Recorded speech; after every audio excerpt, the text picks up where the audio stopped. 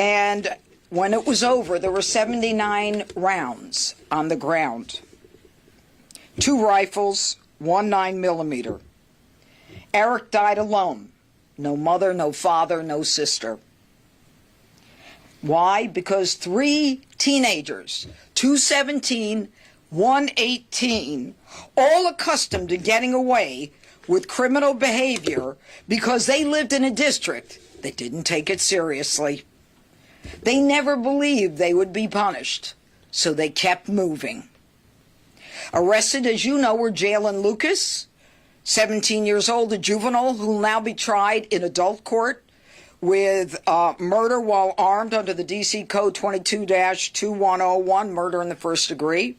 Kelvin Thomas, also another 17-year-old juvenile, charged with the same D.C. Code crime, murder in the first degree. But the third defendant, and I can't thank MPD enough, along with the marshals and the FBI here, was arrested, and he was presented in court today. His name is Naqwan Lucas. He was a juvenile also, 18 years old. But the shooting that night on June 30th did not end with Eric. That's why we have that poster over there, not the young woman. Eric was shot, but also shot was a passenger on a bicycle. He got 1 to the left of his chest and 1 in his stomach. Also shot was a 42-year-old woman who was 5 blocks away walking into a bar. She gets shot in the back of her thigh. Also, a man at a bus stop. When these punks start unloading their long guns, the glass from the bus that they were shooting at ends up cutting someone. He got glass in his eye, and this 4th individual was injured in his head. Now, I talked about a passenger on the bike who got a shot in the chest and then his stomach. The driver of the bicycle himself is a victim of attempted murder as well. And finally, a healthcare worker 4 blocks up on the 8th floor. Apparently a window was shot out where he would normally lie his head had it been a few minutes later and had he gone to sleep. But that's not the end of it. Naqwan Lewis, the 18-year-old, has also been indicted today for the shooting death of his own girlfriend, Zoey Kelley. Zoey Kelley, right here, was a young woman. I believe she was 17 years old as well. Her murder took place in the 1700 block of Benning Road Northeast. Her body was found in one of those storage containers where she was covered with blankets and other items, and she was in the closet of a roommate of Naqwan's father's apartment. When they found her, she was unconscious, she was unresponsive, and she was suffering from an apparent gunshot wound. I don't know that much about Zoey, but I want to read to you what her mom said. She said, "On the 4th of July, I see my baby that morning," Shanika Kelley said. "That evening, I didn't see her no more. She never came back home. She never returned to us. And whoever did this, please know that justice is going to be served." We live in a district where all 3 of these juveniles that I've just mentioned are known to the juvenile court. That's all I'm going to say, because I can't say more and I want to. But I can tell you this, that 2 innocent souls were taken from us in what I believe were predictable homicides based upon the behavior of these individuals and the records that everyone knew about. But the D.C. Council is more interested in protecting young criminals under the guise of protecting the innocence of youth. It's time for them to start protecting the citizens of the district, because this is what we're ending up with. We're having victims 5 blocks away, 79 rounds on the ground. This is normal behavior in D.C. No more excuses from this council. And finally, there is something called the Incarceration Reduction Act. I talk about it all the time. It means that if you're under the age of 25, as all 3 of these are, if they serve 15 years, assuming they're convicted, they go before a board. They don't have to prove they're better, they're rehabilitated, or anything. And they get out after 15 years. Okay? This victim and this victim, Eric and Zoey, one man is charged with both of them. That one man is 18, Naqwan. Once he serves 15 years, he gets out because of the rules in the district that have to change.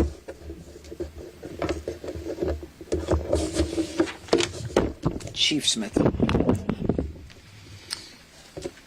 Thank you, Judge Pirro. Good afternoon. I'm Chief Pamela Smith, Chief of Police of the Metropolitan Police Department. I am pleased to join Judge Pirro in announcing the 3rd and final arrest in the homicide of 21-year-old Eric and the closure of the homicide of 17-year-old Zoey Kelley. Know that our thoughts and our prayers are certainly with all of their families on today. The loss of Zoey and Eric continues to weigh heavily on our hearts. They were young people, full of promise, just beginning to shape their futures with their entire lives ahead of them. We hope that today's development will bring a measure of peace to their loved ones. We know it won't bring them back, and we know that nothing can take away the pain or the loss that they felt, but it is my prayer and it is our collective prayer that this moment offers some sort of comfort as they continue to grieve and heal. From the night of June 30th, our detectives have worked countless hours gathering evidence that ultimately identified the 3 suspects responsible for the shooting that claimed Eric's life and injured the 2 additional victims. Later that same week, on Friday, July 4th, 5th District officers responded to an apartment in the 1700 block of Benning Road Northeast. Officers located 17-year-old Zoey Kelley, deceased inside of that apartment, suffering from an apparent gunshot wound. Detectives from our homicide branch worked this case, and the office of our chief medical examiner ultimately ruled Zoey Kelley's death a homicide. Our detectives soon determined that 18-year-old Naqwan Lucas, who had already been identified as a suspect in the June 30th case, was also connected to Zoey Kelley's homicide. The facts and evidence of the case were presented to a grand jury, which returned an indictment, including a charge for first-degree murder.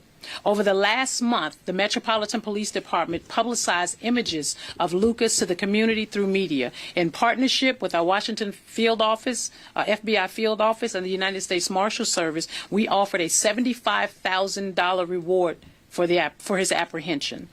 Those efforts culminated into last night's arrest in Germantown, Maryland, where members of our Capital Area Regional Task Force, which is known as Cardiff, located Naqwan and took him into custody without incident. He was transported to MPD's homicide branch and charged with first-degree murder while armed, premeditated for both the murder of 21-year-old Eric and 17-year-old Zoey. I want to thank our homicide detective, Gabriel Truby, and Detective Herman Kelly and their colleagues at the Metropolitan Police Department Homicide Branch for their outstanding work on both investigations. These were very complex cases. Identifying Lucas as a suspect in both offenses required high-level detective work, and that is exactly what our team delivered. This is just one example of the effort being poured into each homicide case. As I speak to you right now, our detectives are hard at work identifying additional violent offenders in other cases. But I hope this news sends a message to individuals who choose to commit violence in our city. We do not rest, and we will not rest until every single suspect in offenses like these are held accountable. And I want to thank you, Judge Pirro, and your team at the United States Attorney's Office for your partnership throughout this investigation. I also want to thank our partners at the FBI Washington Field Office for their assistance, and the U.S. Marshal Service and the Capital Area Regional Task Force for their efforts locating and apprehending Naqwan on last night. I also want to thank my mayor, Mayor Muriel Bowser, who has certainly been supportive of the Metropolitan Police Department and keeps public safety at the forefront of her mind. And I will now turn it back over to Judge Pirro. United States Marshal Gatti Serraltes. I don't have much to add to this. I can tell you I'm the director of the United States Marshal Service. My name is Gatti Serraltes. I have the distinct honor to lead the United States Marshal Service and also to be the chairman of the DC Safe and Beautiful, for the task force that was put together by the President of the United States, Donald Trump. This task force is a task force of 23 different agencies working together towards a common goal. The Cardiff, which is a task force run by the United States Marshal Service on a regular day, is heavily involved in the DC Safe and Beautiful Task Force.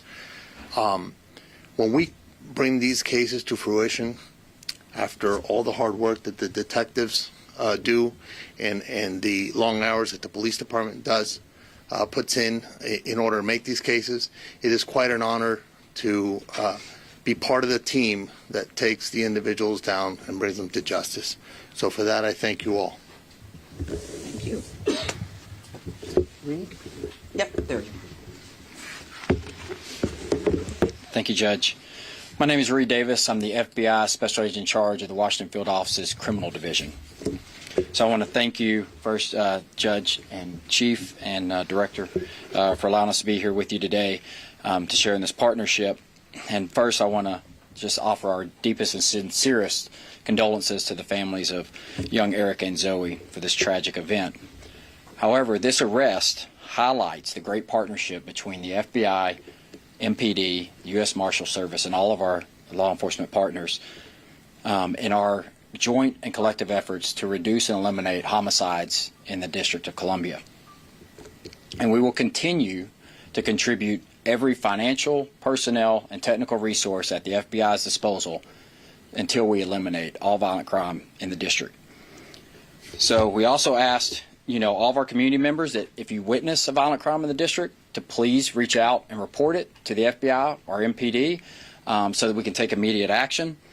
And while today's arrests don't bring back Eric or Zoey, hopefully it does give an assurance to the community that your law enforcement partners, both federal and district and local, state, every municipalities are working together to eliminate violent crime and crush violent crime in this country. And this case in particular should stand as a testament to FBI Director Patel's commitment to crush violent crime. So thank you.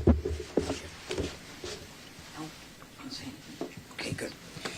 All right. I also, since everybody mentioned everybody else, these are my two homicide prosecutors, Dave Gorman and John Giovanelli. Fantastic. The best. Okay, hit it. Ms. Pirro, the indictment suggests, not suggests, I should say, the indictment says that Mr. Lucas has been charged with first-degree premeditated murder for Zoey Kelley. That suggests that you know the motive. Was she killed because she knew too much about the 7th Street shooting? You're right. Premeditation suggests that he thought it through and that there was a reason and a motive. I'm not ready to share that motive with you. That's something that will come out at trial. As you know, I mean, you've been following this a long time. When we indict, the investigation continues right through to the trial. I'm not ready to say anything more specific than that. Are you investigating this as if that is the motive? I investigate everything. Chief, I apologize if I missed it in your remarks, and I don't know which agency would prefer to take this question, but what more can you say about how exactly Naqwan was located? There was that $75,000 reward. Did someone turn him in, and was someone helping keep him? And are they facing any charges? Good question. Yeah, it is a good question, and at this point, you know how it is when there's a reward, an award or a reward, especially with a significant amount of $75,000. I am not at this point where I will speak about that at all. But what I will say is that our Cardiff members, whenever there's a case that is provided to them with respect to looking for an individual who has committed a criminal crime, they will work until they find that individual. And at this point, I won't go into how they located him. I think we'll hold that for the trial of the investigation. Judge, where are the guns? I have two questions. One, where are the guns coming from in these cases that you're seeing? And are you making an effort to go after those, that are tracking guns into Yeah. the city? Yeah. Not that. No, we do long-term sting operations. Look, everybody knows that, there is a connection between the guns in the district, Maryland, Virginia, Prince George's County. We are now involved in long-term investigations, but we are going to be moving to continue to do what the president has been doing, which is taking individual guns off the street as well. I don't know if you want to add anything to that. Anybody? Yeah. And then an off-topic question. In the case Off topic, no. Taylor Tarantino, prosecutors filed the sentencing memo, including information about the mob that attacked the Capitol on January 6th. Mm-hmm. That President Trump posted the address of President Obama, where Tarantino was later apprehended. Mm-hmm. The filing was taken down, and the new sentencing memo was filed with those details. Did you order that memo taken down? I think the papers speak for themselves, and what goes on in this office is not something that I'm going to comment on to the press. Thank you. Ms. Perry, you've had issues with the laws in D.C. for quite a while now. You're up With the what in with D.C.? The juvenile laws in D.C.? Yes. Now, my question is, beyond this, are you speaking with council members about what you would like to see done? Are you doing any sort of, lobbying on that part? Well, right now what we've got is the mayor who's doing that lobbying. I've met with some of the council members. Look, the council has to understand that the way they have written the laws, they are complicit with the crime that's occurring in this jurisdiction. All right? And I can't say it any tougher than that. They make it too easy. And this idea that we have to coddle these young criminals, that their prefrontal lobes are not developed sufficiently, when you can look at records that literally predict that as soon as they cross that so-called threshold from juvenile to adulthood, they're going to commit a murder in a minute and a half, then you know you've got a problem. There is a problem in this district. In 2024, we had the fourth highest homicide level in the country. I've got a poster in my office of the kids who've been shot, and now we can add Zoey to that. All teenagers, all African Americans shot with guns in the district. It's horrible. All teenagers, all under the age of 20. In the last 2 years, I believe the number is 46, 45. This is a problem here. And if they're not admitting it, then they're complicit. And the concept that this one guy, if he is convicted, can get out in 15 years, then that's a problem. Thank you. What penalty are you seeking in this case? Oh, I don't know. I got to get a conviction first. Thank you, though. Just to clarify, was he arrested yesterday? Yeah, when was he arrested? Last night. Last night. And you said in Germantown? That is correct, And Maryland. are they brothers? Yeah. Yes. Yeah, they're brothers. Yep. Thank you. Yeah. Ms. Pirro, can you answer one other question? No. Do you have any comment on What? this controversy over this officer from MPD who took the stand and said that he was told not to report a shooting that took place out on the street? I think you're familiar with the case. Do you have any comment on it? No, I don't have a comment on it, but I am certainly familiar. I'm not going to discuss that with you. Thank you. Judge, Sean Dunn's Okay. trial starts on Monday, the sandwich guy. Oh, the sandwich guy. Your office has been asking potential jurors whether they have strong feelings about ICE in cases involving members of the task force as part of the alleged criminal activity. You've been doing this for a long time. You know that the right to an impartial jury belongs to the defendant. Yeah. Asking And the people. We have the right to an impartial jury, too. Well, but constitutionally it belongs to the defendant. Well, I was a asking- judge. It belongs to everybody in the courtroom. Asking potential jurors if they have strong feelings about ICE, doesn't that nullify the idea of an impartial juror? No, not at all. How not? How not? Because no one should come in with preconceived notions or feelings that are going to impact the way they accept and receive the evidence. A courtroom is a sterile room where you come in, you listen to the facts and the evidence, you leave all your prejudices outside. And everyone in this room has a prejudice. We all do. And if you don't think you do, then you're being naive. We all do. So all we're asking for is just come in cold, listen to the facts. Don't come in with any preconceived notions. Or strong That's feelings. it. All right. Thank you. Thank you.